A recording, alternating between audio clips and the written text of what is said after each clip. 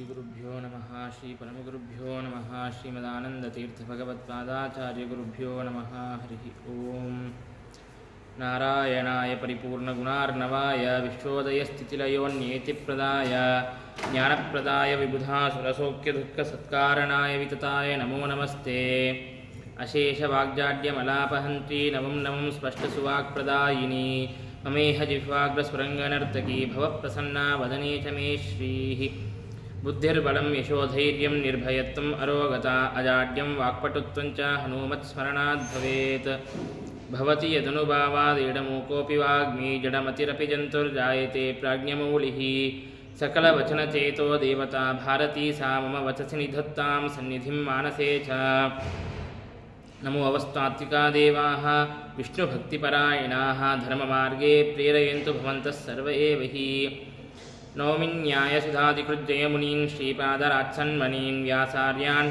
विविधागमाब्धिविहरान् श्रीवादिराजानपि वन्दे हंसवरान् रघुत्तमगुरून् वैदग्ध्यवारां निधीन् श्रीसत्यव्रत राघवेन्द्रमुनिपान् सद्बोधसद्यानपान् सत्याभिज्ञकराब्जोत्थान् पञ्चाशद्वर्षपूजकान् सत्यप्रमोदतीर्थार्यान् नौमिन्यायसुधारतान् बन्धुस्तुं गुरुरिष्टदैवतमिति त्वत्पादपङ्केरुहं प्राप्तं मां परिपालयेति सततं याचे निबद्धाञ्जलिः चित्तं मद्गुणदोषचिन्तनविधौ नूनं मनाग्मा कृताः श्रीसत्यात्मगुरो त्वदङ्घ्रियुगलं हित्तानमे सद्गतिः विद्यापीठविदातारं विद्यावार्धिचन्दिरं विद्यार्थिवत्सलं वन्दे महामहिमसद्गुरुम् आपादमूलिपर्यन्तं गुरूणाम् आकृतिं स्मरेत् तेन विघ्नाः प्रणश्यन्ति सिद्ध्यन्ति च मनोरथाः हरिः ओम्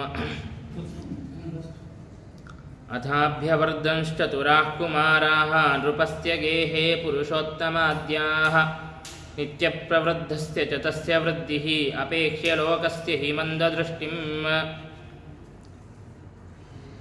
ಶ್ರೀಗುರುಭ್ಯೋ ನಮಃ ಹರಿ ಓಂ. ಸರ್ವೋತ್ತಮನಾದಂತಹ ಪರಮಾತ್ಮನು ದುಷ್ಟ ಶಿಕ್ಷಣೆಗಾಗಿ ಹಾಗೂ ಶಿಷ್ಟರ ರಕ್ಷಣೆಗಾಗಿ ಅಂತ ಹೇಳಿಬಿಟ್ಟು ಶ್ರೀರಾಮರೂಪದಿಂದಾಗಿ ಅವತಾರವನ್ನು ಮಾಡಿದ್ದಾನೆ. ಮತ್ತು ಭಗವಂತನ ಆದೇಶದಂತೆ ಅನೇಕ ಜನ ದೇವತೆಗಳು ಅನೇಕ ರೂಪಗಳಿಂದಾಗಿ ಅವತಾರವನ್ನು ಮಾಡಿದ್ದಾರೆ. ವಾಯುದೇವರು ಹನುಮಂತನಾಗಿ ಅವತಾರವನ್ನು ಮಾಡಿದ್ದಾರೆ.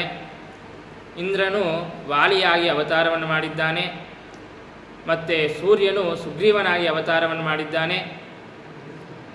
ಮತ್ತು ವರುಣನು ಸುಷೇನ ಅಂತನ್ನುವಂತಹ ಕಪಿಯಾಗಿ ಅವತಾರವನ್ನು ಮಾಡಿದ್ದಾನೆ.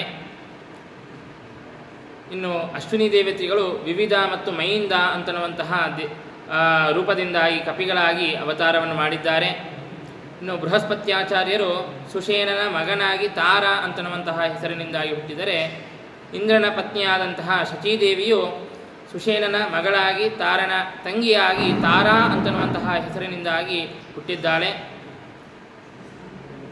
ಹೀಗೆ ಅನೇಕ ಜನ ದೇವತೆಗಳು ಅವತಾರವನ್ನು ಮಾಡಿದ್ದಾರೆ. ಚಂದ್ರನು ಅಂಗದನಾಗಿ ಅವತಾರವನ್ನು ಮಾಡಿದ್ದಾನೆ. ಅಂಗದನಲ್ಲಿ ವಿಶೇಷವಾದಂತಹ ಇಂದ್ರದೇವರ ಆವೇಶ ಅಂತ ಅನ್ನೋದು ಕೂಡ ಇದೆ. ಹೀಗೆ ಎಲ್ಲ ಕಪಿಗಳಾಗಿ ದೇವತೆಗಳು ಅವತಾರವನ್ನು ಮಾಡಿದ್ದಾರೆ. ಇನ್ನು ರಾಮನಂದರು ಸಾಕ್ಷಾತ್ತು ವಾಸುದೇವರೂಪಿಯಾದಂತಹ ಪರಮಾತ್ಮನೇ ರಾಮನಾಗಿ ಅವತಾರವನ್ನು ಮಾಡಿದ್ದಾನೆ. ಇನ್ನು ಶೇಷದೇವರು ಲಕ್ಷ್ಮಣನಾಗಿ, ಕಾಮನು ಭರತನಾಗಿ, ಮತ್ತು ಪ್ರದ್ಯುಮ್ನನು ಶತ್ರುಘ್ನನಾಗಿ ಅವತಾರವನ್ನು ಮಾಡಿದ್ದಾನೆ. ಈ ರೀತಿಯಾಗಿ ಅನೇಕ ಜನ ದೇವತೆಗಳು ಭಗವಂತನ ಸೇವೆಯನ್ನು ಮಾಡೋದಕ್ಕಾಗಿ ಅಂತ ಅವತಾರವನ್ನು ಭಗವಂತನ ಆಜ್ಞೆಯಿಂದಾಗಿ ಮಾಡಿದ್ದಾರೆ. ಈ ಎಲ್ಲ ಕಥಾಭಾಗವನ್ನು ಕೂಡ ನಾವು ನಿನ್ನೆ 2 ದಿನಗಳಲ್ಲಿ ನಾವು ಕೇಳಿದ್ದೇವೆ. ಇನ್ನು ಮುಂದೆ ಮುಖ್ಯವಾಗಿ ರಾಮದೇವರ ಕಥೆ ಅಂತನ್ನೋದು ಪ್ರಾರಂಭವಾಗುತ್ತಾ ಇದೆ.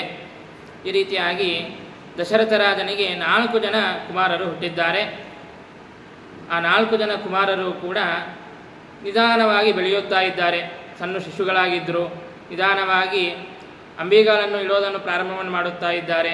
ನಿಧಾನವಾಗಿ ಎದ್ದು ನಿಂದಿರೋದು, ಕಂಬವನ್ನು ಹಿಡಿದುಕೊಂಡು ಎದ್ದು ನಿಂದಿರೋದು, ಈ ರೀತಿಯಾಗಿ ನಿಧಾನವಾಗಿ ಬೆಳೆಯುತ್ತಾ ಇದ್ದಾರೆ. ರಾಮಚಂದ್ರ ದೇವರೇ ಮೊದಲಾದಂತಹ 4 ಜನರು ಕೂಡ ನೃಪಸ್ಯಗೆ ಹೇ ದಶರಥ ರಾಜನ ಅರಮನೆಯಲ್ಲಿ ಇವರು ಬೆಳೆಯುತ್ತಾ ಇದ್ದಾರೆ. ಇಲ್ಲಿ ನಮಗೆ ಒಂದು ಸಂದೇಹ ಅಂತ ಅನ್ನೋದು ಬರುತ್ತದೆ. ಪರಮಾತ್ಮನಿಗೆ ವೃದ್ಧಿ ಹೇಗೆ ಅಂತ. ಪರಮಾತ್ಮನು ರಾಮಚಂದ್ರ ದೇವರು ಕೂಡ ಬೆಳೆಯುತ್ತಾ ಇದ್ದಾರೆ ಅಂತ ಇಲ್ಲಿ ಹೇಳುತ್ತಾ ಇದ್ದಾರೆ. ಆದರೆ ಪರಮಾತ್ಮನಿಗೆ ಬೆಳವಣಿಗೆ ಅಂತ ಅನ್ನೋದು ಹೇಗೆ ಅಂತ. ಯಾಕ್ರಿ ವೃದ್ಧಿಯನ್ನು ಒಪ್ಪಿದರೆ ಏನು ಸಮಸ್ಯೆ? ವೃದ್ಧಿ ಅಂತ ಅನ್ನೋದು ಗುಣನೇ, ಅದು ಪ್ರತಿದಿನ ಬೆಳೆಯುತ್ತಾನೆ, ಅಭಿವೃದ್ಧಿ ಆಗ್ತಾನೆ ಅಂತಂದರೆ ಅದು ಗುಣನೇ. ಹಾಗಾಗಿ ವೃದ್ಧಿಯನ್ನು ಒಪ್ಪಿದರೆ ಏನು ಸಮಸ್ಯೆ ಅಂತ. ಅದಕ್ಕೆ ನಾವು ಸಣ್ಣವರಿದ್ದಾಗ ಅಥವಾ ಸಣ್ಣ ಮಕ್ಕಳು ಅವರು ಹೀಗೆ ಹಾಸ್ಯಕ್ಕಾಗಿ ಇಂಥ ಈ ರೀತಿಯಾಗಿ ಪ್ರಶ್ನೆಯನ್ನು ಕೇಳ್ತಾ ಇರ್ತಾರೆ, ಹುಚ್ಚು ಕಡಿಮೆ ಆಯಿತೋ ಇಲ್ಲೋ ಅಂತ. ಏನು ಹೇಳಿದರೂ ನಮಗೆ ಸಮಸ್ಯೆನೇ. ಹುಚ್ಚು ಕಡಿಮೆ ಆಯಿತು ಅಂತಂದರೆ ಅದು ಒಳ್ಳೆಯದೇ ಅಲ್ಲರಿ, ಹುಚ್ಚು ಕಡಿಮೆ ಆಗೋದು. ಅದರಿಂದ ಏನು ಗೊತ್ತಾಗುತ್ತೆ ನಮಗೆ? ಹುಚ್ಚು ಕಡಿಮೆ ಆಯಿತು ಅಂದರೆ ಮೊದಲಿಗೆ ಹುಚ್ಚಿದೆ ಅಂತ ಅನ್ನೋದು ಸಿದ್ಧವಾಗುತ್ತದೆ. ಹಾಗೆ ವೃದ್ಧಿ ಅಂತ ಅನ್ನೋದು ಪರಮಾತ್ಮನಿಗೆ ಒಪ್ಪಿದರೆ, ವೃದ್ಧಿ ಅಂತ ಅನ್ನೋದು ಗುಣನೇ, ಆದರೆ ವೃದ್ಧಿ ಅಂತ ಅನ್ನೋದು ಇದೆ ಅಂತ ಹೇಳಿದರೆ ಆಗ ಮೊದಲಿಗೆ ಆ ಗುಣಗಳು ಪರಮಾತ್ಮನಲ್ಲಿ ಇರಲಿಲ್ಲ ಅಂತನ್ನುವಂತಹ ಅರ್ಥ ಅಂತನ್ನೋದು ಬರಬೇಕಾಗುತ್ತದೆ. ಹಾಗಾಗಿ ಪರಮಾತ್ಮನು ಅಪೂರ್ಣ ಅಂತನ್ನುವಂತಹ ಅಪೂರ್ಣತ್ವ ರೂಪವಾದಂತಹ ದೋಷ ಅಂತನ್ನೋದು ಪರಮಾತ್ಮನಿಗೆ ಬರಬೇಕಾಗುತ್ತದೆ. ಹಾಗಾಗಿ ವೃದ್ಧಿ ಅಂತನ್ನೋದು ಪರಮಾತ್ಮನಿಗೆ ಇಲ್ಲ. ಹಾಗಾಗಿ ಶ್ರೀಮದಾಚಾರ್ಯರು ಹೇಳೋದೇನು? ನಿತ್ಯ ಪ್ರವೃದ್ಧಸ್ಯ ಚ ತಸ್ಯ ವೃದ್ಧಿ. ನಿತ್ಯದಲ್ಲೂ ಕೂಡ ಪೂರ್ಣನಾಗಿದ್ದಾನೆ. ಪೂರ್ಣಮದ ಪೂರ್ಣಮಿದಂ ಪೂರ್ಣಾತ್ ಪೂರ್ಣಮುದಚ್ಯತೆ ಪೂರ್ಣಸ್ಯ ಪೂರ್ಣಮಾದಾಯ ಪೂರ್ಣಮೇವಾವಶಿಷ್ಯತೆ ಎಂಬುದಾಗಿ ಪರಮಾತ್ಮನು ಮೂಲ ರೂಪದಲ್ಲಿ ಮತ್ತು ಅವತಾರ ರೂಪಗಳಲ್ಲಿ ಎಲ್ಲ ರೂಪಗಳಲ್ಲಿಯೂ ಕೂಡ ಪೂರ್ಣನೇ ಆಗಿದ್ದಾನೆ. ಹಾಗಿದ್ರೂ ಕೂಡ ಮತ್ತು ವೃದ್ಧಿ ಅಂತನ್ನೋದು ಪರಮಾತ್ಮ ಬೆಳೆದಂತೆ ತೋರುತ್ತಾ ಇದೆಯಲ್ಲ. ಅಂಬೆಗಾಲನ್ನು ಇಡುತ್ತಾ ಇದ್ದಾನೆ, ನಿಧಾನವಾಗಿ ಎದ್ದು ನಿಲ್ಲಲು ಪ್ರಯತ್ನವನ್ನು ಮಾಡುತ್ತಾ ಇದ್ದಾನೆ ಅಂತ ಈ ರೀತಿಯಾಗಿ ವೃದ್ಧಿ ಅಂತನ್ನೋದು ತೋರುತ್ತಾ ಇದೆಯಲ್ಲ ಅಂತಂದರೆ ಅದಕ್ಕೆ ಹೇಳುತ್ತಾ ಇದ್ದಾರೆ, ಅಪೇಕ್ಷೆ ಲೋಕಸ್ಯತು ಮಂದದೃಷ್ಟಿಂ. ಜನರ ಮಂದದೃಷ್ಟಿಯನ್ನು ಅಪೇಕ್ಷಿಸಿ ಈ ರೀತಿಯಾಗಿ ವೃದ್ಧಿ ಅಂತನ್ನೋದು ತೋರುತ್ತಾ ಇದೆ ಎಂಬುದಾಗಿ. ಮತ್ತು ಇಲ್ಲಿ ಬೆಳವಣಿಗೆಯನ್ನು ಏನು ಹೇಳುತ್ತಾ ಇದ್ದಾರೆ, ವೃದ್ಧಿಯನ್ನು 4 ಜನರಿಗೂ ಸಂಬಂಧಪಟ್ಟಂತೆ ವೃದ್ಧಿಯನ್ನು ಹೇಳುತ್ತಾ ಇದ್ದಾರೆ. ಆ ವೃದ್ಧಿಯೂ ಕೂಡ ಹೇಗೆ ವೃದ್ಧಿ ಅಂತಂದರೆ ಶರೀರದಿಂದಾಗಿ ವೃದ್ಧಿಯನ್ನು ಹೇಳುತ್ತಾ ಇಲ್ಲ. ಶ್ರೀಮದಾಚಾರ್ಯರು ಪ್ರಯೋಗ ಮಾಡಿದಂತಹ ಶಬ್ದ ನೋಡ್ರಿ, ಅಸಾಭ್ಯವರ್ಧಶ್ಚತುರಾಃ ಕುಮಾರಾಃ. ಚತುರರಾಗಿ ಬೆಳೆಯುತ್ತಾ ಇದ್ದಾರೆ ಕುಮಾರರು, ಚತುರರಾಗಿ ಬೆಳೆಯುತ್ತಾ ಇದ್ದಾರೆ ಅಂದರೆ ಚಾತುರ್ಯಾದಿ ಗುಣಗಳಿಂದಾಗಿ ಬೆಳೆಯುತ್ತಾ ಇದ್ದಾರೆ ಅಂತ. ಯಾಕಂದರೆ ಕೇವಲ ಶರೀರದ ವೃದ್ಧಿ ಇದು ಎಲ್ಲರಿಗೂ ಇದ್ದಿದ್ದೆ, ಹಾಗಾಗಿ ಅದನ್ನು ಹೇಳೋದು ವ್ಯರ್ಥ. ಹಾಗಾಗಿ ಚತುರಾಃ ಕುಮಾರಾಃ ಅಂದರೆ ಚಾತುರ್ಯಾದಿ ಗುಣಗಳಿಂದಾಗಿ ಬೆಳೆಯುತ್ತಾ ಇದ್ದಾರೆ ಅಂತನ್ನೋದನ್ನು ಶ್ರೀಮದಾಚಾರ್ಯರು ನಮಗೆ ಇಲ್ಲಿ ತಿಳಿಸಿಕೊಡುತ್ತಾ ಇದ್ದಾರೆ. ಅದರಲ್ಲಿಯೂ ಕೂಡ ಶಾಸ್ತ್ರದಲ್ಲಿ ಒಂದು ನಿಯಮವಿದೆ. ಏನು ಅಂತಂದರೆ ಸವಿಶೇಷಣೇ ವಿಧಿ ನಿಷೇಧೋ ವಿಶೇಷಣ ಉಪಸಂಕ್ರಾಮತಃ ಅಂತ. ಈಗ ಒಂದು ವಾಕ್ಯ ಏನು ಅಂತಂದರೆ ನಜೀರ್ಣ ಮಲವದ್ವಾಸಾಹ ಸ್ನಾತಕಸ್ಯಾತ್ ಎಂಬುದಾಗಿ. ಸ್ನಾತಕನಾದಂತಹ ಪುರುಷ ಅಂತಂದರೆ ಯಾವನು ವಿದ್ಯಾಭ್ಯಾಸವನ್ನು ಮುಗಿಸಿಕೊಂಡಿರುತ್ತಾನೆಯೋ ಅಂತಹ ಸ್ನಾತಕನಾದ ಪುರುಷನು ಜೀರ್ಣವಾದಂತಹ ಹೊಳಸು ಆಗಿರುವಂತಹ ಬಟ್ಟೆಯನ್ನು ಉಡಬಾರದು ಅಂತ. ಅಂತಂದರೆ ಏನು? ಬಟ್ಟೆಯನ್ನೇ ಉಟ್ಕೋಬಾರ್ದು ಅಂತ ಅರ್ಥನೋ ಅಥವಾ ಬಟ್ಟೆ ಉಡಬೇಕು, ಆ ಬಟ್ಟೆಯಲ್ಲಿ ಜೀರ್ಣತ್ವ ಮಲಿನತ್ವಗಳಿರಬಾರ್ದು ಅಂತ ಅರ್ಥನೋ? ಬಟ್ಟೆ ಅಂತನ್ನೋದು ಉಡಬೇಕು, ಆದರೆ ಜೀರ್ಣವಾಗಿರಬಾರ್ದು, ಮಲಿನವಾಗಿರಬಾರ್ದು ಅಂತ ವಿಶೇಷಣದಲ್ಲಿಯೇ ನಿಷೇಧ ಪರ್ಯವಸಾನವಾಗುತ್ತದೆ.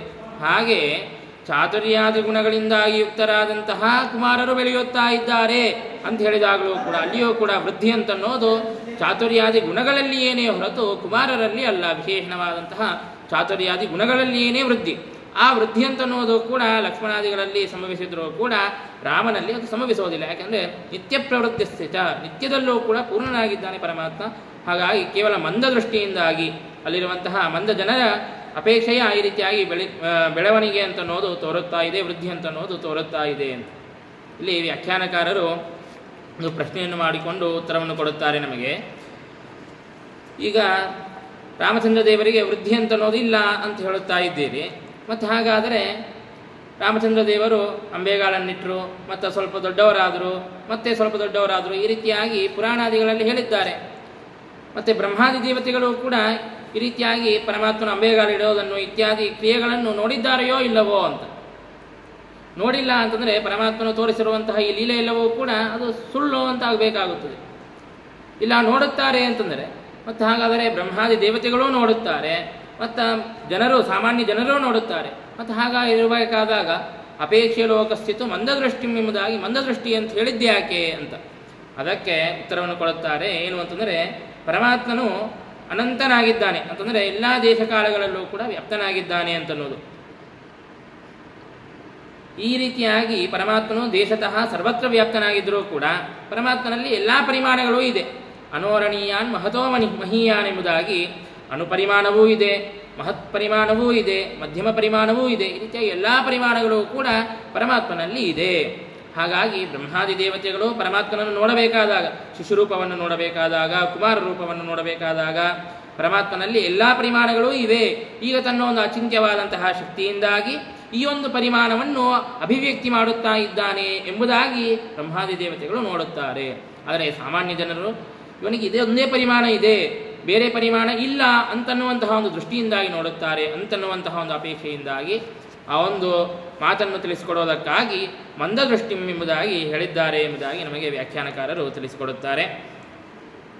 ನಿರೀಕ್ಷ್ಯ ನಿತ್ಯಂ ಚತುರಃ ಕುಮಾರಾನ್ ಪಿತಾಮುದಂ ಸಂತತಮಾಪಚೋಚ್ಛಂ ವಿಶೇಷತೋ ರಾಮ ಮುಖೇಂದು ಬಿಂಬಂ ಅವೇಕ್ಷ್ಯ ರಾಜ ಕೃತಕೃತ್ಯ ಆಸೀತ್. ರೀತಿಯಾಗಿ 4 ಜನರನ್ನು ಕೂಡ ನೋಡುತ್ತಾ ದಶರಥನು ನಿತ್ಯದಲ್ಲೂ ಕೂಡ 60,000 ವರ್ಷಗಳ ಅನಂತರದಲ್ಲಿ ಮಕ್ಕಳು ಹುಟ್ಟಿದ್ದಾರೆ. ಹಾಗಾಗಿ ಬಹಳ ಸಂತೋಷವನ್ನು ಪಡುತ್ತಾ ಇದ್ದಾನೆ. ಸಾಮಾನ್ಯ ಮನುಷ್ಯ ಮಕ್ಕಳನ್ನು ನೋಡಿದ್ರೇ ನಮಗೆ ಇರುವಂತಹ ಎಲ್ಲ ಚಿಂತೆಗಳನ್ನು ಮರೆತು ಹೋಗಿ ಬಹಳ ಸಂತೋಷವನ್ನು ಪಡುತ್ತೇವೆ. ಅಂತಹದ್ದು ದೇವಾದಿ ದೇವತೆಗಳು ತನ್ನ ಮನೆಯಲ್ಲಿ ಹುಟ್ಟಿದ್ದಾರೆ. ಹಾಗಾಗಿ ಆ 4 ಜನರನ್ನು ಕೂಡ ನೋಡುತ್ತಾ ಬಹಳ ಸಂತೋಷವನ್ನು ಪಡುತ್ತಾ ಇದ್ದಾನೆ. ಅದರಲ್ಲಿಯೂ ಕೂಡ ವಿಶೇಷವಾಗಿ ರಾಮಚಂದ್ರ ದೇವರನ್ನು ನೋಡಿದರೆ ಅತ್ಯಂತ ಕೃತಕೃತ್ಯ ಭಾವನೆಯನ್ನು ತಾನು ಹೊಂದಿದ್ದಾನೆ. ನಾನು ಇನ್ನೂ ಮಾಡಬೇಕಾದದ್ದೇನೂ ಇಲ್ಲ, ನನ್ನ ಜನ್ಮ ಅಂತನ್ನೋದು ಸಾರ್ಥಕವಾಗಿದೆ ಅಂತನ್ನುವಂತಹ ಒಂದು ಕೃತಕೃತ್ಯ ಭಾವವನ್ನು ಹೊಂದಿದ್ದಾನೆ ದಶರಥ. ಇಲ್ಲಿ ಶ್ರೀಮದಾಚಾರ್ಯರು 4 ಜನರ ಬಗ್ಗೆ ತಿಳಿಸಬೇಕಾದಾಗ, 4 ಜನರನ್ನು ನೋಡುತ್ತಾ ಇದ್ದ ದಶರಥ ಅಂತ ತಿಳಿಸಬೇಕಾದಾಗ ಏನಂತ ಪ್ರಯೋಗವನ್ನು ಮಾಡಿದ್ದಾರೆ? ಪೂರ್ವಾರ್ಧದಲ್ಲಿ ಪಿತಾಮುದಂ ಸಂತತಮಾಪ ಎಂಬುದಾಗಿ, ಪಿತಾ ಎಂಬುದಾಗಿ ತಂದೆ ಎಂಬುದಾಗಿ ಕರೆದಿದ್ದಾರೆ. ಇನ್ನು ವಿಶೇಷತೋ ರಾಮಮುಖೇಂದು ಬಿಂಬಂ ಎಂಬುದಾಗಿ ರಾಮಚಂದ್ರ ದೇವರ ಬಗ್ಗೆ ಹೇಳಬೇಕಾದಾಗ ಅಲ್ಲಿ ಪಿತಾ ಅಂತ ಪ್ರಯೋಗ ಮಾಡಲಿಲ್ಲ. ಏನಂತ ಪ್ರಯೋಗ ಮಾಡಿದ್ರು? ರಾಜ ಕೃತಕೃತ್ಯ ಆಸೀತ್ ಎಂಬುದಾಗಿ, ರಾಜ ಎಂಬುದಾಗಿ ಪ್ರಯೋಗವನ್ನು ಮಾಡಿದ್ದಾರೆ. ಯಾಕೆ ಹೀಗೆ ಪ್ರಯೋಗ ಮಾಡಿದ್ರು? ಒಂದು ಕಡೆಗೆ ಪಿತಾ ಮತ್ತೊಂದು ಕಡೆಗೆ ರಾಜ ಅಂತ ಯಾಕೆ ಪ್ರಯೋಗ ಮಾಡಿದ್ರು ಅಂತಂದರೆ ಅದಕ್ಕೆ ಸತ್ಯಧರ್ಮ ತೀರ್ಥರು ನಮಗೆ ಈ ರೀತಿಯಾಗಿ ಸ್ವಾರಸ್ಯವನ್ನು ತಿಳಿಸಿಕೊಡುತ್ತಾರೆ. ಈಗ ಲಕ್ಷ್ಮಣಾದಿಗಳಿಗೆ ಪ್ರಾಕೃತವಾದಂತಹ ದೇಹವಿದೆ. ಹಾಗಾಗಿ ಪ್ರಾಕೃತವಾದಂತಹ ದೇಹವಿದ್ದದ್ದರಿಂದಾಗಿ ಅವರಿಗೆ ದಶರಥನಿಂದಾಗಿ ಜನ್ಮ ಅಂತ ಅನ್ನೋದು ಸಂಭವಿಸುತ್ತದೆ. ಹಾಗಾಗಿ ದಶರಥನು ತಂದೆ ಅಂತ ಲಕ್ಷ್ಮಣಾದಿಗಳಿಗೆ ಆಗಬಹುದು. ಆದರೆ ಪರಮಾತ್ಮ ಶ್ರೀರಾಮಚಂದ್ರನಿಗೆ ಅವನು ಸಚ್ಚಿದಾನಂದಾತ್ಮಕ ವಿಗ್ರಹನಾಗಿದ್ದಾನೆ, ಅಪ್ರಾಕೃತವಾದಂತಹ ಶರೀರವುಳ್ಳವನಾಗಿದ್ದಾನೆ. ಹಾಗಾಗಿ ಅವನಿಗೆ ದಶರಥನಿಂದಾಗಿ ಜನ್ಮ ಅಂತ ಅನ್ನೋದು ಸಂಭವಿಸಲು ಸಾಧ್ಯವಿಲ್ಲ. ಅನಾದಿ ನಿತ್ಯ ಕಾಲದಲ್ಲಿಯೂ ಕೂಡ ಪರಮಾತ್ಮನು ಇದ್ದಾನೆ ಸಚ್ಚಿದಾನಂದಾತ್ಮಕ ವಿಗ್ರಹದಿಂದಾಗಿ. ಹಾಗಾಗಿ ಪರಮಾತ್ಮನಿಗೆ, ರಾಮಚಂದ್ರ ದೇವರಿಗೆ ದಶರಥನು ಪಿತಾ ತಂದೆ ಅಂತ ಆಗಲು ಸಾಧ್ಯವಿಲ್ಲ ಅಂತ. ಮತ್ತು ಹಾಗಾದರೆ ಜನರೆಲ್ಲ ಕರೆಯುತ್ತಾ ಇದ್ರಲ್ಲ ದಶರಥ ರಾಮಚಂದ್ರ ದೇವರ ತಂದೆ ಅಂತ ಈ ರೀತಿಯಾಗಿ ವ್ಯವಹಾರವನ್ನು ಮಾಡ್ತಾ ಇದ್ರಲ್ಲ ಅಂತಂದರೆ, ಆ ರೀತಿಯಾಗಿ ವ್ಯವಹಾರವನ್ನು ಯಾಕೆ ಮಾಡ್ತಾ ಇದ್ರು ಅಂತಂದರೆ, ರಾಜ ದಶರಥನು ರಾಜನಾಗಿದ್ದಾನೆ, ಹಾಗೆ ವ್ಯವಹಾರವನ್ನು ಮಾಡದೇ ಇದ್ದರೆ ರಾಮಚಂದ್ರ ದೇವರು ನಿನ್ನ ಮಗನಲ್ಲ ಅಂತ ಹೇಳಿದರೆ ಎಲ್ಲಿಗೆ ಸಿಟ್ಟಿಗೆ ಬರುತ್ತಾನೆಯೋ ಏನೋ ಅಂತನ್ನುವಂತಹ ಭಯದಿಂದಾಗಿ ಪಿತಾ ಎಂಬುದಾಗಿ ಕರೆಯುತ್ತಾ ಇದ್ರು ಅಂತನ್ನೋದನ್ನು ತಿಳಿಸಿಕೊಡೋದಕ್ಕಾಗಿ ಒಂದು ಕಡೆಗೆ ಪಿತಾ ಮತ್ತೊಂದು ಕಡೆಗೆ ರಾಜ ಎಂಬುದಾಗಿ ಪ್ರಯೋಗವನ್ನು ಮಾಡಿದ್ದಾರೆ ಅಂತನ್ನುವಂತಹ ಒಂದು ವಿಶೇಷವನ್ನು ಸತ್ಯಧರ್ಮ ತೀರ್ಥರು ನಮಗೆ ತಿಳಿಸಿಕೊಡುತ್ತಾರೆ. ಮತ್ತು ದಶರಥನು ರಾಮಚಂದ್ರ ದೇವರನ್ನು ಹೇಗೆ ನೋಡುತ್ತಾ ಇದ್ದ ಅಂತಂದರೆ ಅದನ್ನು ಹೇಳಿದರು, ವಿಶೇಷತೋ ರಾಮ ಮುಖೇಂದು ಬಿಂಬಂ, ರಾಮಚಂದ್ರ ದೇವರ ಮುಖವನ್ನು, ಅನಂತ ಚಂದ್ರರಿಗಿಂತಲೂ ಕೂಡ ಅತಿಶಯಿತವಾದಂತಹ ಕಾಂತಿಯುಳ್ಳಂತಹ ಪರಮಾತ್ಮನ ಮುಖವನ್ನು ನೋಡಿ ಬಹಳ ಸಂತೋಷವನ್ನು ಪಡುತ್ತಾ ಇದ್ದರು ಎಂಬುದಾಗಿ ಹೇಳುತ್ತಾ ಇದ್ದಾರೆ. ಅಲ್ಲಿ ತೈತ್ತರೀಯ ಉಪನಿಷತ್ತಿನ ಭಾಷ್ಯದಲ್ಲಿ ಯಾವ ಸಾಧಕರು ಭಗವಂತನನ್ನು ಹೇಗೆ ನೋಡುತ್ತಾರೆ ಅಂತನ್ನುವಂತಹ ವಿಷಯವನ್ನು ತಿಳಿಸಿಕೊಡಬೇಕಾದಾಗ ಈ ರೀತಿಯಾಗಿ ಹೇಳಿದ್ದಾರೆ. ಯಸ್ಯ ತದ್ಬ್ರಹ್ಮ ಸಂಸಿದ್ಧಂ ಪೂರ್ವಂ ತೇನಾಪ್ಯತೇಗ್ರತಃ ಮಧ್ಯೆ ವಯಸ್ಸಿ ಚೇತ್ಸಿದ್ಧಂ ಮುಕ್ತೋ ಮಧ್ಯಂ ಪ್ರಪಶ್ಯತಿ ವಾರ್ಧಕೆ ಚೇದ್ವಿಜಾನಾತಿ ಮುಕ್ತಪಾದೋ ಪ್ರಪಶ್ಯತಿ ಎಂಬುದಾಗಿ. ಅಂತಂದರೆ ಯಾರು ಬಾಲ್ಯದಿಂದಲೂ ಕೂಡ ಪರಮಾತ್ಮನ ಒಂದು ಆರಾಧನೆಯನ್ನು ಮಾಡುತ್ತಾ ಇದ್ದಾರೆ ಅವರು ಸಂಪೂರ್ಣವಾದಂತಹ ಪರಮಾತ್ಮನ ದೇಹವನ್ನು ನೋಡುತ್ತಾರೆ.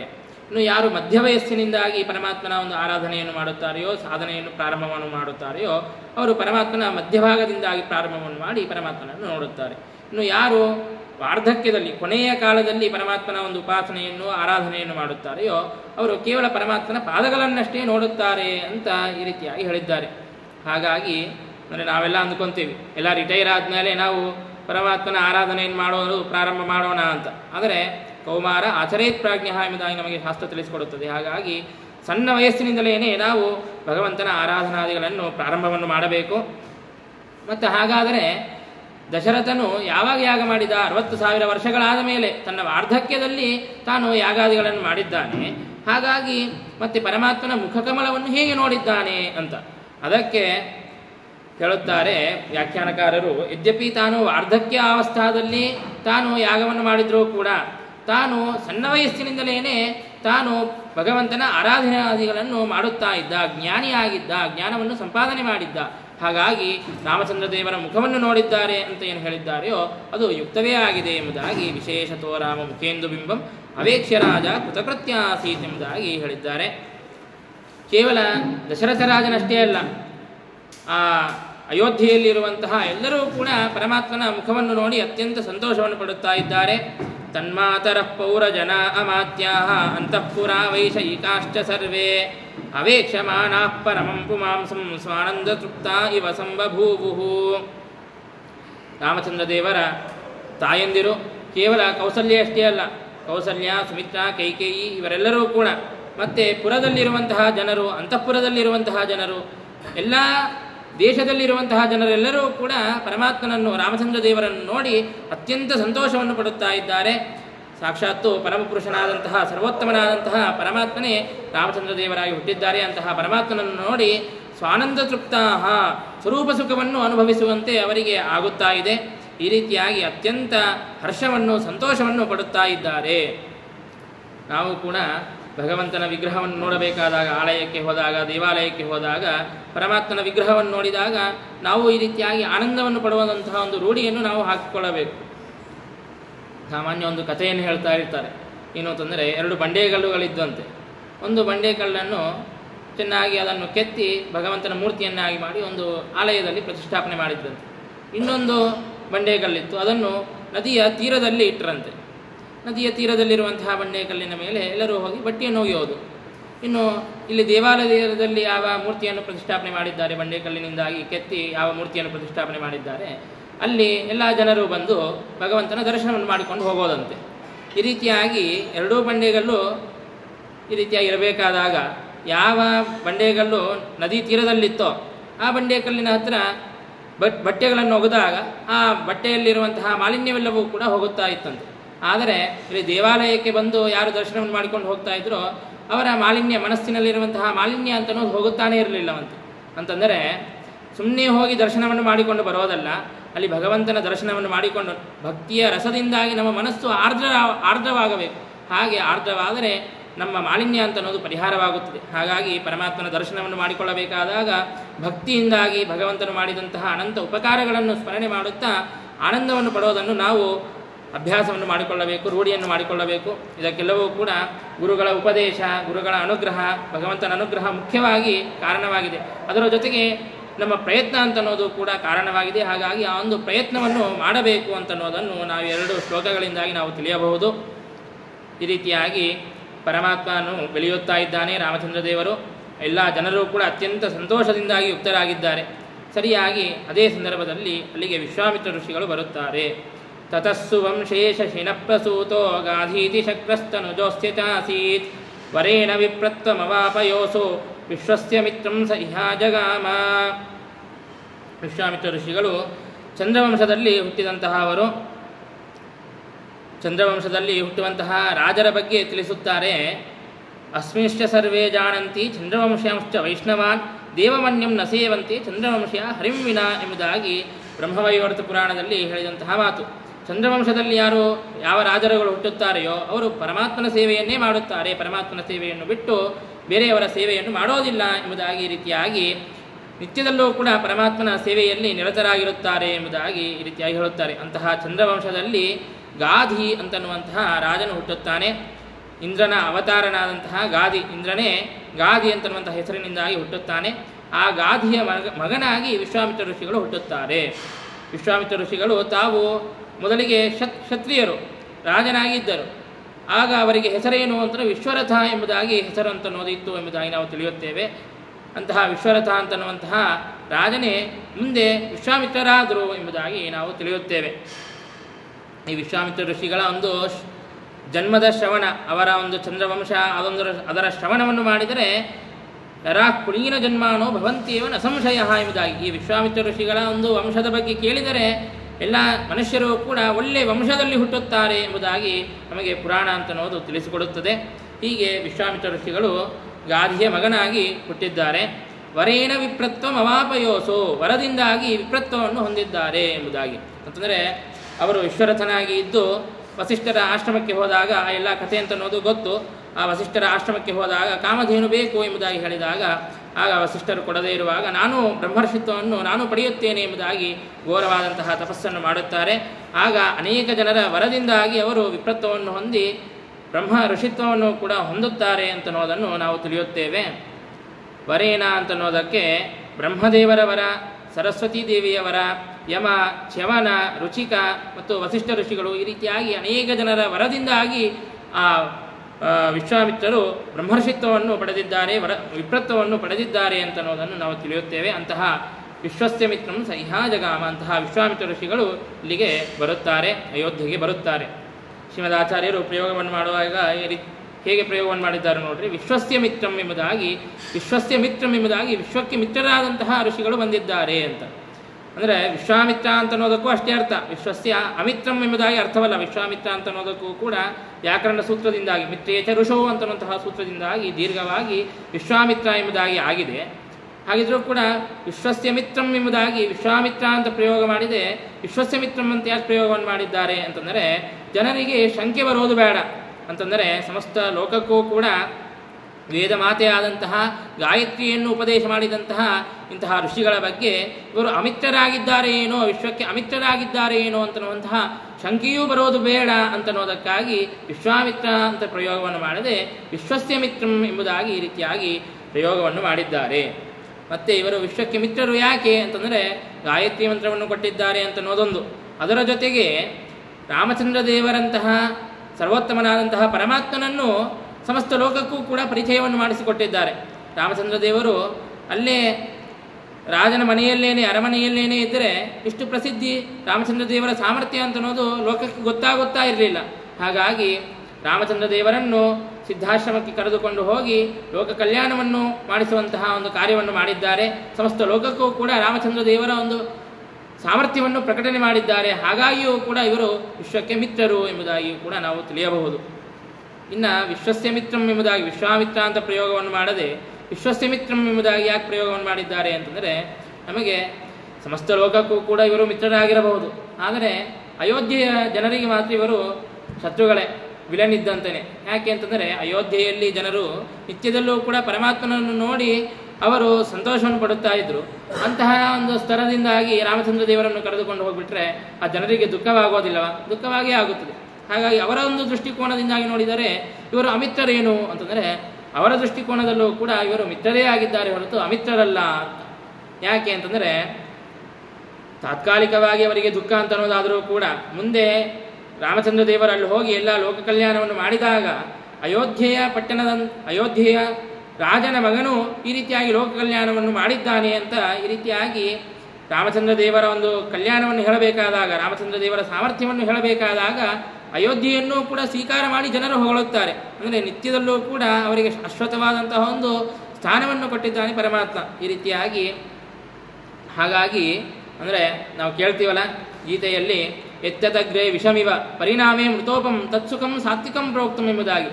ಹಾಗಾಗಿ ಮೊದಲಿಗೆ ಸ್ವಲ್ಪ ಕಷ್ಟವಿದ್ದಂತೆ ತೋರಿದರೂ ಕೂಡ ಅನಂತರದಲ್ಲಿ ಶ್ರೀರಾಮಚಂದ್ರ ದೇವರ ಒಂದು ಸಾಮರ್ಥ್ಯ ಅಂತನ್ನೋದು ಅವರಿಗೂ ಕೂಡ ಪ್ರಕಟವಾಗಿ ಇನ್ನೂ ವಿಶೇಷವಾದಂತಹ ಭಕ್ತಿ ಅಂತನ್ನೋದು ಅವರಿಗೂ ಕೂಡ ಬಂದಿದೆ. ಹಾಗಾಗಿ ಅಯೋಧ್ಯೆಯ ಜನರೆಂಬ ವಿಶ್ವಕ್ಕೂ ಕೂಡ ಮಿತ್ರರೇ ಆಗಿದ್ದಾರೆ ಹೊರತು ಅಮಿತ್ರರಲ್ಲ ಅಂತ ತಿಳಿಸಿಕೊಡೋದಕ್ಕಾಗಿಯೋ ಏನೋ ರೀತಿಯಾಗಿ ವಿಶ್ವಸ್ಯ ಮಿತ್ರಂ ಸಹ್ಯಾ ಜಗಾಮ ಎಂಬುದಾಗಿ ಈ ರೀತಿಯಾಗಿ ಪ್ರಯೋಗವನ್ನು ಮಾಡಿದ್ದಾರೆ. ಆಯಿತು, ವಿಶ್ವಾಮಿತ್ರ ಋಷಿಗಳು ಬಂದರು. ಯಾಕೆ ಬಂದಿದ್ದಾರೆ ಅಂತಂದರೆ ಅದಕ್ಕೆ ಹೇಳುತ್ತಾರೆ, ತೇನಾರ್ಥಿತೋ ಯಜ್ಞರಿರಕ್ಷಯೈವ ಕೃಚ್ಛ್ರೇಣ ಪಿತ್ರಾಸ್ಯ ಭಯಾದ್ವಿಸೃಷ್ಟಃ ಜಗಾಮ ರಾಮಸ್ಸಹ ಲಕ್ಷ್ಮಣೇನ ಸಿದ್ಧಾಶ್ರಮಂ ಸಿದ್ಧ ಜನಾಭಿವಂದ್ಯಃ. ವಿಶ್ವಾಮಿತ್ರ ಋಷಿಗಳು ಬಂದು ದಶರಥ ರಾಜನಿಗೆ ಕೇಳುತ್ತಾರೆ, ನಿನ್ನ ಮಗನಾದಂತಹ ರಾಮಚಂದ್ರ ದೇವರನ್ನು ನನ್ನ ಜೊತೆಗೆ ಕೊಟ್ಟು ಕಳಿಸಬೇಕು. ಯಾಕೆ ಅಂತಂದರೆ ನಾವು ಅಲ್ಲಿ ಯಾಗವನ್ನು ಮಾಡುತ್ತಾ ಇದ್ದೇವೆ. ಆ ಯಜ್ಞಗೆ ಅನೇಕ ಜನ ರಾಕ್ಷಸರು ಅಸುರರು ಬಂದು ವಿಘ್ನಗಳನ್ನು ಉಂಟು ಮಾಡುತ್ತಾ ಇದ್ದಾರೆ. ಹಾಗಾಗಿ ಆ ಯಜ್ಞದ ಒಂದು ರಕ್ಷಣೆಯನ್ನು ಮಾಡೋದಕ್ಕಾಗಿ ನಿನ್ನ ಮಗನನ್ನು ಕೊಟ್ಟು ಕಳಿಸು ಎಂಬುದಾಗಿ ಈ ರೀತಿಯಾಗಿ ಕೇಳುತ್ತಾನೆ. ಆಗ ಋಷಿಗಳು ಕೇಳಿದರೆ ಇಲ್ಲ ಅಂತ ಹೇಳುವಂತಹ ಧೈರ್ಯವಿಲ್ಲ. ಎಲ್ಲಿ ಶಾಪವನ್ನು ಕೊಡುತ್ತಾರೋ ಏನೋ ಎಂಬುದಾಗಿ ಹೆದರಿಕೆ. ಹಾಗಾಗಿ ಕಷ್ಟದಿಂದಾಗಿ ಆದರೂ ಕೂಡ, ಬಹಳ ದುಃಖವಾದರೂ ಕೂಡ ತಂದೆಯಾದಂತಹ ದಶರಥನು ರಾಮಚಂದ್ರ ದೇವರನ್ನು ಕೊಟ್ಟು ಕಳಿಸಿದ್ದಾರೆ. ರಾಮಚಂದ್ರ ದೇವರ ಜೊತೆಗೆ ಲಕ್ಷ್ಮಣನೂ ಕೂಡ ರಾಮಚಂದ್ರ ದೇವರ ಜೊತೆಗೆ ಹೋಗಿದ್ದಾನೆ. ಇತಿಯಾಗಿ ರಾಮಚಂದ್ರ ದೇವರು ಮತ್ತು ಲಕ್ಷ್ಮಣ ಇಬ್ಬರನ್ನೂ ಕೂಡ ಕರೆದುಕೊಂಡು ವಿಶ್ವಾಮಿತ್ರ ಋಷಿಗಳು ಸಿದ್ಧಾಶ್ರಮಕ್ಕೆ ಹೋಗುತ್ತಾರೆ. ಅಲ್ಲಿ ಎಲ್ಲ ಸಿದ್ಧಜನರು ಕೂಡ, ಯೋಗಿಗಳು, ಋಷಿಗಳು, ಅವರೆಲ್ಲರೂ ಕೂಡ ಪರಮಾತ್ಮನಿಗೆ ನಮಸ್ಕಾರವನ್ನು ಮಾಡುತ್ತಾರೆ. ಇನ್ನು ರಾಮಚಂದ್ರ ದೇವರು ಯಜ್ಞದ ರಕ್ಷಣೆಯನ್ನು ಮಾಡಬೇಕು. ಎಲ್ಲ ಅಸುರರನ್ನು ಸಂಹಾರ ಮಾಡಿ ಅವರನ್ನು ಯಜ್ಞದ ರಕ್ಷಣೆಯನ್ನು ಮಾಡಬೇಕು ಅಂತಂದರೆ ಅವರಿಗೆ ಶಸ್ತ್ರಾಸ್ತ್ರಗಳೆಲ್ಲ ಬರಬೇಕಲ್ಲ. ಇನ್ನೂ ರಾಮಚಂದ್ರ ದೇವರು ಸಣ್ಣ ಬಾಲಕರು. ಹಾಗಾಗಿ ವಿಶ್ವಾಮಿತ್ರ ಋಷಿಗಳು ರಾಮಚಂದ್ರ ದೇವರಿಗೆ ಮತ್ತು ಲಕ್ಷ್ಮಣನಿಗೆ ಇಬ್ಬರಿಗೂ ಕೂಡ ಅಸ್ತ್ರಗಳನ್ನು ಉಪದೇಶವನ್ನು ಮಾಡುತ್ತಾರೆ. ಅನುಗ್ರಹಾರ್ಥಂ ಸ ಋಷೇರವಾಪ ಸ ಲಕ್ಷ್ಮಣೋಸ್ತ್ರಂ ಮುನಿತೋ ಹಿ ಕೇವಲಂ ಪವಂದಿರೇ ಬ್ರಹ್ಮಮುಖಾ ಸುರೇಶಾಃ ತಮಸ್ತ್ರರೂಪಾ ಪ್ರಕಟಾ ಸಮೇತ್ಯ ಎಂಬುದಾಗಿ. ರಾಮಚಂದ್ರ ದೇವರು ಸರ್ವಜ್ಞರಾಗಿದ್ದಾರೆ. ಹಾಗಾಗಿ ಅವರಿಗೆ ಯಾವುದೂ ಗೊತ್ತಿಲ್ಲ ಅಂತನ್ನೋದಿಲ್ಲ.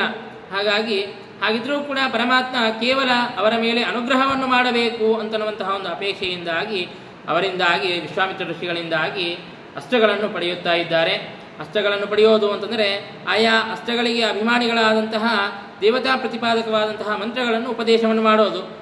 ವಿಶ್ವಾಮಿತ್ರ ಋಷಿಗಳು ರೀತಿಯಾಗಿ ಮಂತ್ರಗಳನ್ನು ಉಪದೇಶವನ್ನು ಮಾಡಿದರೆ ಅನಂತವಾದಂತಹ ಪುಣ್ಯ ಅಂತನೂ ಬರುತ್ತಾ ಇತ್ತಂತೆ. ಯಾಕಂದ್ರೆ ನಾವು ಕೇಳ್ತೀವಿ ಅನಂತಂ ವಿಷ್ಣು ಸನ್ನಿಧವು ಎಂಬುದಾಗಿ.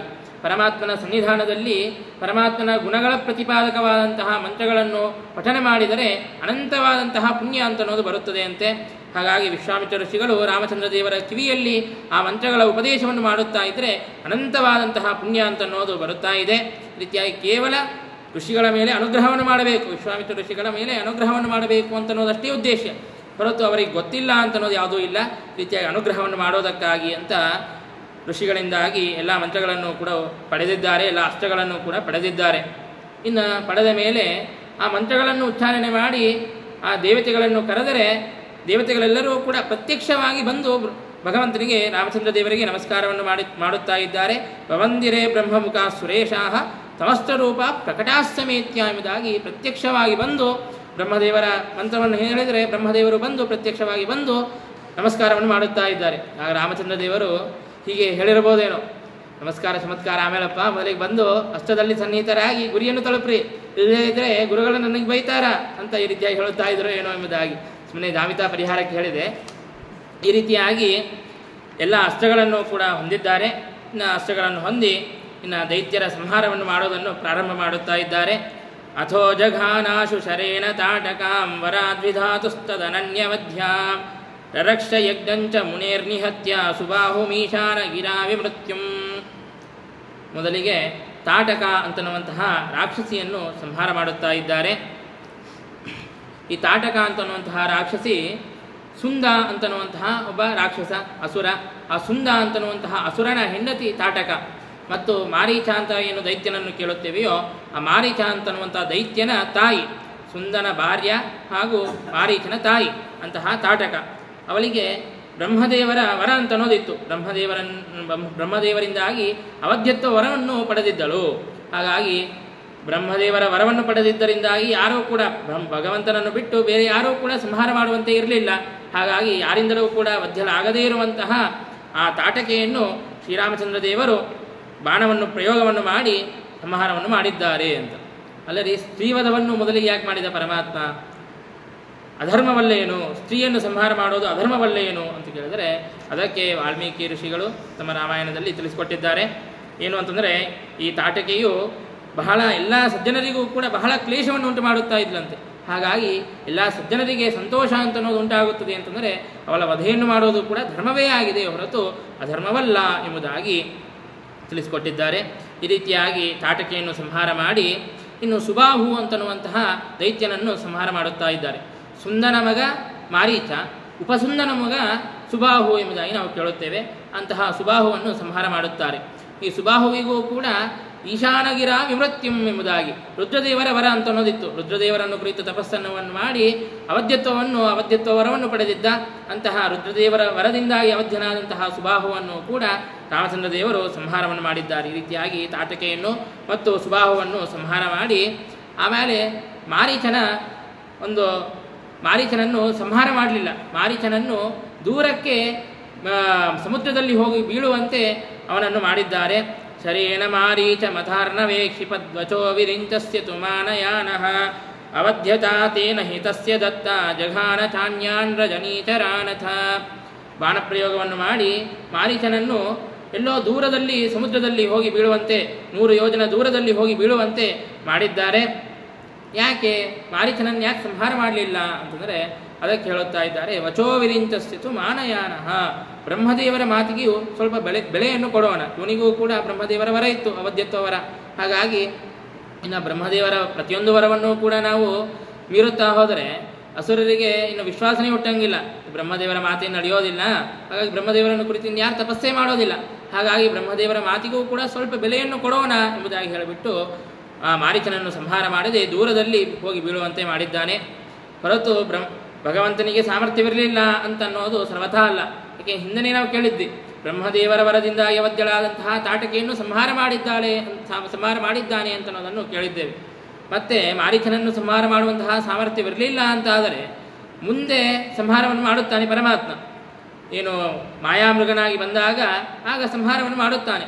ಒಂದು ವೇಳೆ ಸಂಹಾರ ಮಾಡುವಂತಹ ಸಾಮರ್ಥ್ಯ ಇರಲಿಲ್ಲ ಅಂತಾದರೆ ಮುಂದಿನೂ ಕೂಡ ಸಂಹಾರ ಮಾಡದೇ ಹೋಗಬೇಕಾಗುತ್ತದೆ. ಆದರೆ ಮುಂದೆ ಸಂಹಾರವನ್ನು ಮಾಡುತ್ತಾನೆ. ಇದರಿಂದಾಗಿ ನಮಗೇನು ಗೊತ್ತಾಗುತ್ತದೆ, ಈಗ ತಾತ್ಕಾಲಿಕವಾಗಿ ಬ್ರಹ್ಮದೇವರ ಒಂದು ವರಕ್ಕೂ ಕೂಡ ಬೆಲೆಯನ್ನು ಕೊಡಬೇಕು. ಅದರ ಜೊತೆಗೆ ಭಾವಿ ಕಾರ್ಯ ಏನು ಮಾಯಾಮೃಗನಾಗಿ ಬಂದಾಗ ಸೀತಾ ವಂಚನೆ, ಅಂದರೆ ಸೀತೆಯು ವಂಚಿತಲಾಗಲಿಲ್ಲ, ಹಾಗೆ ಏನು ನಾಟಕವನ್ನು ಮಾಡಿದ್ದಾಳೆ, ಆ ಸೀತಾವಂಚನಾದಿ ಕಾರ್ಯ ಇತ್ಯಾದಿಗಳೆಲ್ಲ ಆಗಬೇಕಾಗಿದೆ ಅಂತ ಅನ್ನೋದಕ್ಕಾಗಿ ಮಾರೀಚನನ್ನು ಸಂಹಾರ ಮಾಡದೆ ದೂರದಲ್ಲಿ ಹೋಗಿ ಬೀಳುವಂತೆ ಮಾಡಿದ್ದಾನೆ. ಈ ರೀತಿಯಾಗಿ ಮಾರೀಚನನ್ನು ಸಂಹಾರ ಮಾಡಿ ಇನ್ನು ಅನೇಕ ದೈತ್ಯರು, ಅನೇಕ ಜನ ರುದ್ರದೇವರ ವರದಿಂದಾಗಿ, ಈ ರೀತಿಯಾಗಿ ಅನೇಕ ದೇವತೆಗಳ ವರದಿಂದಾಗಿ ತೃಪ್ತರಾದಂತಹ ಅನೇಕ ದೈತ್ಯರನ್ನು ಸಂಹಾರ ಮಾಡಿ ಯಜ್ಞದ ರಕ್ಷಣೆಯನ್ನು ಮಾಡಿದ್ದಾನೆ. ತದಾ ವಿದೇಹೇನ ಸುತಾ ಸ್ವಯಂವರೋ ವಿಘೋಷಿತೋ ದಿಕ್ಷು ವಿದಿಕ್ಷು ಸರ್ವಶಃ ನಿಧಾರ್ಯ ತದ್ಗಾಧಿ ಸುತಾನುಯಾಯಿ ಯಯೋ ವಿದೇಹಾನ್ ಅನುಜಾನುಯಾತಃ. ಸರಿಯಾಗಿ ಈ ರೀತಿಯಾಗಿ ಯಜ್ಞವನ್ನು ರಕ್ಷಣೆ ಮಾಡುವಂತಹ ಸಂದರ್ಭದಲ್ಲಿಯೇ ಜನಕರಾಜನು ಮಿಥಿಲಾಪಟ್ಟಣದಲ್ಲಿ ತನ್ನ ಮಗಳ ಒಂದು ಸ್ವಯಂವರವನ್ನು ಘೋಷಣೆ ಮಾಡುತ್ತಾನೆ. ಎಲ್ಲ ದಿಕ್ಕು ವಿದಿಕ್ಕುಗಳಲ್ಲಿಯೂ ಕೂಡ ನನ್ನ ಮಗಳ ಸ್ವಯಂವರ ಅಂತ ಅನ್ನೋದು ಇದೆ ಎಂಬುದಾಗಿ ಈ ರೀತಿಯಾಗಿ ಘೋಷಣೆಯನ್ನು ಮಾಡಿಸುತ್ತಾನೆ. ಆಗ ವಿಶ್ವಾಮಿತ್ರರಿಗೂ ಕೂಡ ಸುದ್ದಿ ಅಂತ ಅನ್ನೋದು ಗೊತ್ತಾಗುತ್ತದೆ. ಆಗ ವಿಶ್ವಾಮಿತ್ರ ಋಷಿಗಳು ರಾಮಚಂದ್ರ ದೇವರನ್ನು ಮತ್ತು ಲಕ್ಷ್ಮಣನನ್ನು ಇಬ್ಬರನ್ನೂ ಕೂಡ ಕಳೆದುಕೊಂಡು ವಿದೇಹ ಪಟ್ಟಣಕ್ಕೆ, ಮಿಥಿಲಾಪಟ್ಟಣಕ್ಕೆ ಹೋಗುತ್ತಾರೆ. ಹೋಗಬೇಕಾದಾಗ ದಾರಿಯಲ್ಲಿ ಅಹಲ್ಯೆಯ ಉದ್ಧಾರವನ್ನು ಮಾಡುತ್ತಾನೆ ಶ್ರೀರಾಮಚಂದ್ರ ಪರಮಾತ್ಮ.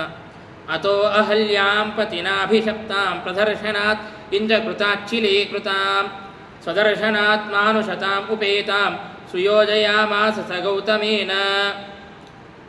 ಹಿಂದೆ ಅಹಲ್ಯೆಗೆ ಗೌತಮ ಋಷಿಗಳು ಶಾಪವನ್ನು ಕೊಟ್ಟಿರುತ್ತಾರೆ. ಇಂದ್ರನು ಬಂದು ಬಲಾತ್ಕಾರವನ್ನು ಮಾಡಿದ